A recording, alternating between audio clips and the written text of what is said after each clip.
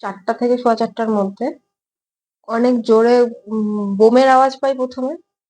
তারপরে কেউ বা কাহারা বড় বড় ইট নিয়ে, মানে আমাদের যেহেতু কাচের বাউন্ডারি, সে কাচের জানলার মধ্যে ক্রমশ হিট করতে থাকে, মানে পাথর ছোড়ে।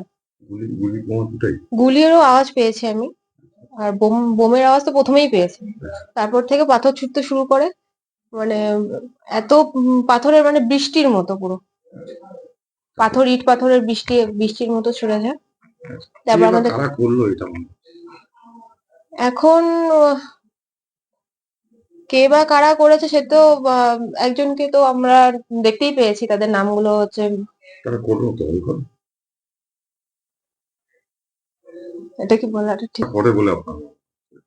এখানে কিছু দুষ্কৃতী এখন মনে হচ্ছে যে তৈরি হয়ে গেছে, তারা এই কাজটা করেছে।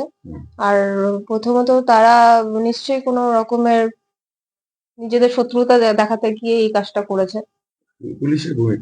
পুলিশের ভূমিকা আমরা সঙ্গে সঙ্গেই পুলিশকে ফোন করেছি, কিন্তু ওনারা আসতে বা বুঝতে হয়তো সময় লাগিয়েছে, কিন্তু আমরা আশা রাখছিলাম যে পুলিশ আরো তাড়াতাড়ি একটু সক্রিয় হয়ে আসবে।